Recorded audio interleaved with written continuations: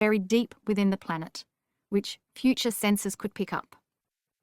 Only sensors looking for designed magnetics would be able to see them, and this too is by design. For when those kinds of sensors are available to humans, you will be fully aware that those from the stars had been here, and it will simply be more validation instead of revelation. Lemurian pineal tones. The Lemurian pineal tones first emerged in 2001 when Dr. ᎠᎠᎰᎥ developed the pineal toning technique. Over the next few years, these tones were taught to thousands of individuals for personal growth and healing. Many individuals singing the tones reported their experiences, which included visions, healings, and a vast expansion of their consciousness. Toning can be briefly described as the creation of an extended vocal sound from one single vowel. There are no melodies, no words, no rhythm. It is simply the sound of vibrating breath. Toning synchronizes the brainwaves, helps relieve tension, and restores balance and harmony to the mind and body. During these early days of teaching the tones, Dr. Todd was unaware of just how profound they were and the role they would play in planetary esoterics. In November of 2010, Cryon provided further information about the tones and gave instructions to Dr. Todd, who you recall is called ᎠᎰᎰ, about what he should do with them. The tones were to be sung in pairs to create coherence. One half of the tone is the carrier, while the other half is the modulator. The paired tones, therefore, create quantum communication that talks to the pineal. The pineal becomes a quantum transmitter that is entangled with the galaxy. The energy created by the tones can be seen by Gaia, the Pleiadians, and any civilization in the galaxy that has quantum sight. ᎠᎰ's instructions were to create a Lemurian choir that would sing a specific combination of tones. He was instructed that the choir had to sing at either Hawaii or Mount Shasta on December 21, 2012. Perhaps you were there in Hawaii and felt the energy of this amazing event. Or perhaps you were participating in an equally energetic event somewhere else on the planet. Regardless of where you were and what you were doing, the collective consciousness of humanity on this significant date fulfilled an ancient prophecy about the eagle and the condor, which we will discuss later in this book. Cryon described ᎠᎰ's remembrance of the pineal tone combinations of the 2012 Lemurian choir as shockingly accurate. But why did Cryon instruct him to sing the Lemurian pineal tones on a specific date and time? The answer is intrinsically linked to ancient Lemuria. Here is what Cryon said. In Lemuria, once a year, on December 21, the solstice, human beings got together and they sang the 12 sets of pineal tones. They activated all of that which is in the pineal from all of them. And you had hundreds of human quantum transmitters all going at once, each one of them from a human being, put together something that one human being could not do, a mass consciousness quantum signal. And the signal was sent through the galaxy for anyone to hear. But, dear ones, there was only one set of ears listening. These were the seed planters, the seven sisters, the Pleiadians. You might say it was calling home. And once a year, the Lemurians, remembering those elders who planted the seeds of enlightenment on earth and who lived among them from the start, were giving a message to the home planet. It was a thank you for all of the years of their teachings, a thank you for planting the seeds that you and I know today as the divinity within your DNA. Once a year, this message went out to say, we are well, and thank you for all you did. The message was, we are here, and we know who you are. We love you. We thank you for giving us these elders who still walk among us. The message stopped some time ago, and hasn't been given for a very long time. Now you are about to give it again for the first time in more than 26,000 years. And this is referring to the 2012 Lemurian choir, which took place in Maui, Hawaii. It took 12 sets of pineals in order to spell, if you want to say that, the myriad of frequencies that gave the message to the Seven Sisters. It only worked on December 21 in Lemuria and in their time zone. It doesn't work in Australia at that time since it's a day later. Only in Lemuria on December 21. Indeed, humans can broadcast from almost anywhere, but the truth is that there is only one place that it was ever done, Lemuria.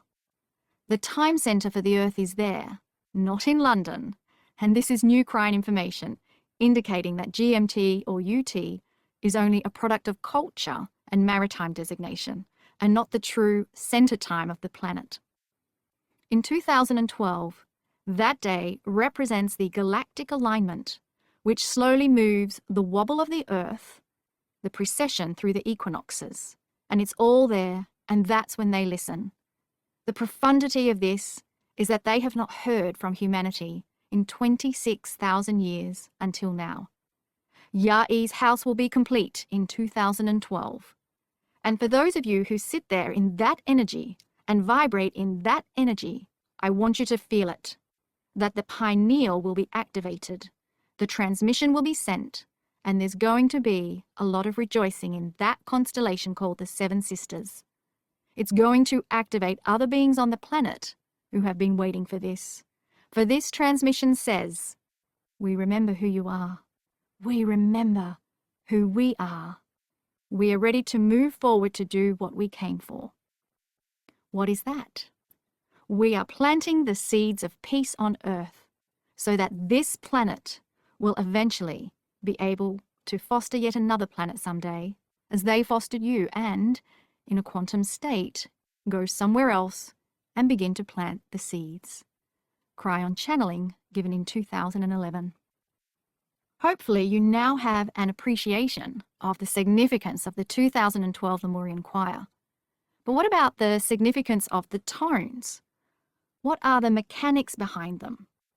Before discussing the Lemurian pineal tones as developed by Dr. Todd, let's continue the discussion of toning. Toning can be described as the universal language of sound. Unlike a melody with words, rhythm, and harmony, a tone is an extended, non-verbal sound, often a vocal sound on a single vowel. When you tone, you align with the sacred energies of healing sounds, creating a highly transformative and expansive experience. The vibration of the human voice is a powerful healing force that stimulates our entire physical system. Toning can awaken and deepen your sense of self. The power of toning lies in the vowels and personal intent rather than the pitch, high or low. Each vowel is a unique experience in energy, emotion, and effect. The act of toning heightens our awareness and tunes us into our own inner energies and vibrations.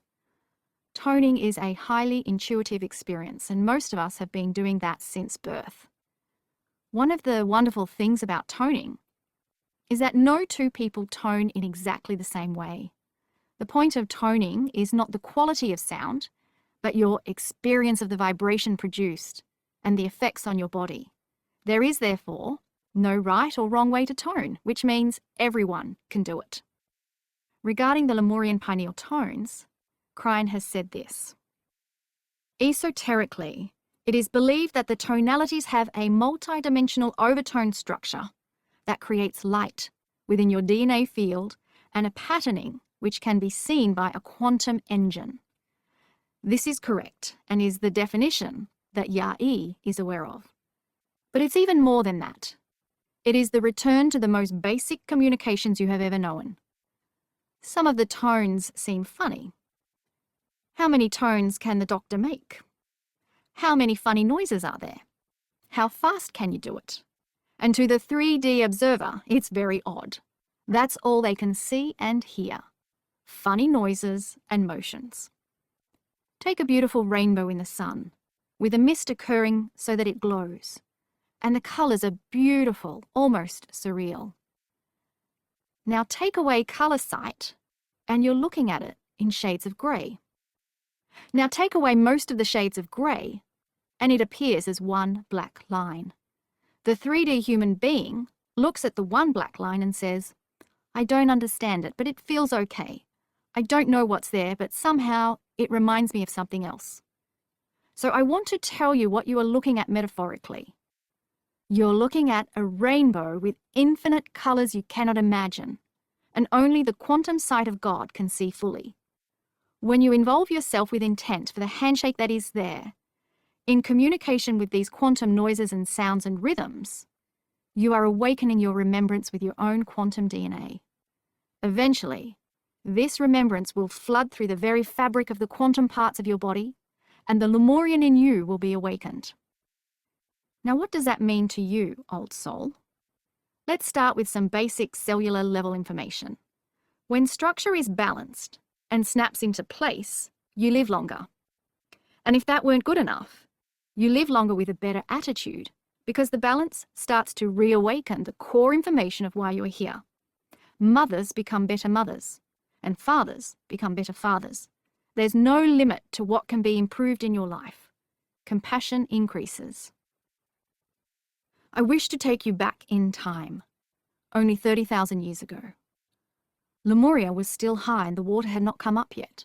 The bubble in the crust of the earth at the hot spot called Hawaii had not subsided. I take you into a stadium, Ya'i. It is filled with almost 800 people. They are selected to be there, selected for their voices and their knowledge. I want to take you there to feel this. 400 are on one side, facing the 400 on the other side. You, Ya'i, are in the middle, and they are singing pairs of pineal tones, creating quantum magic. There are 24 individually matched tones that pair to create 12 energies when sung together. This becomes a language, and that is why some of them are sound, some of them are buzzing, and some of them even seem like spitting. They are not any of those things, for the overtones are rich, like punctuation marks within the others, which are sung in a tonality way. I want to show you something before I close. There was a Lemurian who made a movie, and many of you saw it, and his name was Steven Spielberg. Within the story, space creatures were called down from the sky with tones. Do you remember the movie? Now, do you remember what happened? Not only did they have tonal sequences, which meant communications to those in the skies, but when they came down, they started playing the tones with each other. That is to say, that one would play, and then the other would play, and then you had a duality, did you not? A duet. You had a pair of energies. And if you remember the film, and the intuition of the one who wrote it, it wasn't just sequences of tones. Instead, they became faster and faster and faster, did they not? This continued until they had one large blasting tone, which was all-encompassing of the others. The Lemurian remembered, didn't he? That's what you are learning as well and remembering. Does this sound familiar? Now, why would Lemurians sit 400 on one side, 400 on the other? It wouldn't matter if there were only 200 and 200, but why would they sit and tone together in these pairs that we tell you go together? Now I will tell you. Not only does it activate the DNA inside, it activates the Pleiadian part of the DNA. It activates that which is the most sacred seed given to you, human being, at the onset of that which you would call creation, which gave you the pieces and the parts in your DNA which could sing with God. It starts a process that is communication with the Creator's purpose. Cryon channeling given in 2010. Since the 2012 Lemurian Choir, Dr. Todd has assembled many other choirs at significant locations around the world, mostly corresponding with the nodes and nulls of the planet. If you are interested in obtaining an audio recording of the choirs or accessing further information about the pineal tones, please visit pinealtones.com. Lemurian language. Regarding the Lemurian language, Cryon has said that the Lemurians were here long enough for their language to evolve and change grandly and greatly and provide the seeds of some of the most profound languages that you know today, of the Egyptians, the Israelis, and the Polynesians, all derivatives of what we'll call the original language of ᎠᎠᎰᎥ. In these languages were contained the basic truths that even today you grapple with, and it's due to something the Lahmoorians had, but that you don't. What the Lahmoorians had was an added dimension of perception. They walked upon this earth with a dimensional quality that had attributes way beyond what we have today. The Lahmoorians understood multidimensionality. Over time, they were exceptionally aware that there was a devolution occurring, an expression that means the opposite of evolution, and that they were losing certain abilities. In addition, they were also aware that their time on the planet was limited as they realized their island was sinking. Many Lahmoorians became seafaring and re-established themselves in other places, but not all of them did. Some continued to stay on the island, while others transformed and became a multidimensional part of Gaia. How can such a thing happen? Well, here is what ᎠᎠᎰᎥ says as to how it happened. There have been those who have asked how physical beings like humans, back then in Lemuria, could suddenly decide to become multidimensional and enter a mountain and stay there, with the attributes of a time capsule.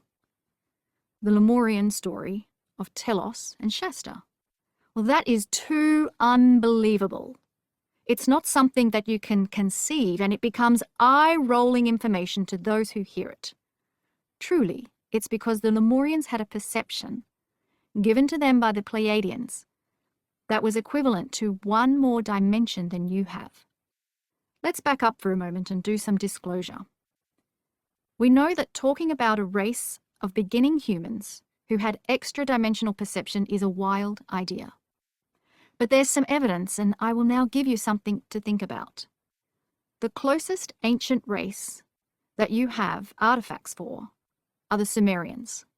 Now, the Sumerians were far removed from the Lemurians in time, but they still possessed a bit of the awareness that the Lemurians provided in their culture. All these things happened over thousands of years. The challenge: go take a look at the Sumerian artifacts. First of all, you'll see that their computations were all base 6, a derivative of base 12 math, and a staple of nature and real physics. Next, the artifact known as the Berlin Seal clearly shows you that they knew all about your solar system. They knew of the motion of your planets, and even that some had rings, all without any evidence of this culture having telescopes. Your science would laugh at this and completely dismiss the idea that they could know any of these things. They'll tell you that this society must have featured lucky guesses. But the odds of a lucky guess that would depict an accurate solar system, even showing the rings of Saturn, would be far-fetched indeed. Let me remind you that your science has postulated that atomic structure is all multidimensional, and that your idea of reality as a human is less than half of what's actually there. They've also told you that when you start to study the other dimensions, both time and distance are almost completely voided, entangled, and in a quantum state. Now I take you back to the Sumerians. They didn't have telescopes, yet they knew all about the cosmos. This is due to the fact that multidimensional sight gave them this. It was absolutely intuitive within their perception to know what was around them. Neither time nor distance was a factor in seeing the solar system. So what you need modern technology for, they did intuitively. The same is true of the Lemurians, only more so. The Lemurians not only had this ability, but also intuitive knowledge of the multidimensional DNA. And this was what led them to easily build the Temple of Rejuvenation and allow them to use magnetics to alter the body clocks. So understand that none of these Sumerian revelations needed high science, as you might say they would, but rather only a simple perception that they had, but you do not. It would be like a sightless society stumbling upon one that could see. If the culture had been blind for centuries, it would seem to them amazing to find an ancient one that had sight. In the sightless reality, they had to go and discover what a mountain far away was like, but you could see it from a distance. This is a very similar situation, one perception versus another. cryon channeling given in 2004. Can you see how an extra-dimensional perception would create a unique Lemurian language? It also explains why the Lemurian pineal tones are a form of quantum communication. Further evidence of Lemurian language can be discovered in Cryon Book 12, The 12 Layers of DNA. This book provides a detailed explanation of the 12 layers or multi-dimensional energies of DNA. What does DNA have to do with anything? Not much if we only examine the chemistry. Beyond the 3D chemistry, DNA is the crossroads of God and human, the mixture of quantum and non-quantum, and it vibrates with the essence of the truth of the universe. It carries with it all the history of creation, including the galaxy within which you sit. As part of the esoteric teaching of DNA, Cryon assigned the energies of the DNA layers to our existing numbers 1 through 12. To further understand how the 12 layers work together, Cryon presented 4 groups of 3 layers each. Layers 7, 8, and 9 make up DNA group 3, the Lemurian layers. Why Lemurian? Because as the other kinds of humans died out on the planet, the ones with Pleiadian DNA survived and created their own culture. In discussing the Lemurian layers, Cryon revealed the following in Channel. The language of Lemuria has been lost, but it survives in a modified core fashion with the ancestral language of Hawaii. For this is their lineage and that of those who left the Big Mountain due to rising water and fanned out in all directions to eventually see the earth. They first went where the currents took them naturally, then later sailed against the wind. Many have asked, Cryon, does the current Hawaiian language therefore sound like Lemurian? Somewhat, but not as much as you would think. As is the way of things, language morphs with time and much is added and subtracted. This is not unusual, and the time needed for all this to happen was considerable to a human. So today you really have nothing that sounds like full Lemurian. If I had to give you the closest current languages, however, it would be a combination of Japanese and Hawaiian. As the Lemurian population scattered, it created many new cultures and eventually contributed to many languages of Earth. Cryon, science does not acknowledge Lemuria and says that the seat of human civilization came out of the Middle East. What do you say? I say the truth is the truth. As I described, the Pleiadian seed was planted on all continents. So it's what science has discovered that creates their facts. As discoveries shift, their facts shift. Science will continue to change with discovery. The truth stays the same, that in the middle of the North Pacific Ocean was the most advanced and oldest stable human civilization in history. Let's make something clear. Before the Pleiadians did their work with you all over this planet, there was no divinity inside the human structure. You had no creator inside, and the system of your divine coming and going did not exist. You were the same as much of the other life in the universe. For there is an assumption by humans that all life is the same. It isn't. There is only a fraction of life in the universe that is allied with the divinity of the Creator, and you are one of them. Thanks to your brothers and sisters who helped put this in place, you are part of their lineage and part of their planet's purpose. By the way, this means that at some point there was a first, the first human who embodied the Creator inside. It wasn't easy, and those around him were not yet ready. It took centuries to bring all humanity into focus and to give them the DNA. The Pleiadians were following the intuition and synchronicity of spirit to come to Earth and seed one kind of human with their spiritual quantum DNA attribute. You simply did not have it before they got here. Because these energies, layers 7 and 8, are labelled Lemurian layers 1 and 2, they are very special in the scheme of human spiritual history. For this reason, I will actually give you not only their Hebrew names for them, but also the full Lemurian names and meanings, for to me, Lemurian is still a language.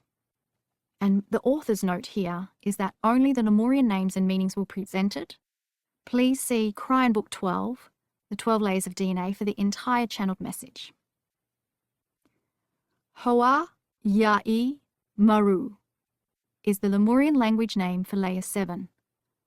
The Lemurian meaning of ᎠfruģᏰṕημα is revealed divinity. Without it, you have darkness, but with it, you have a reason to be here. It is the end of the age of innocence, and so this is the equivalent of the realization of God. It is the exposure of the concepts of light and dark, and of the consciousness of integrity versus non-integrity, and of what others might say is good and evil. ᎠfruģᏰṕημα is the Lemurian language name for layer 8, and it means wisdom and responsibility.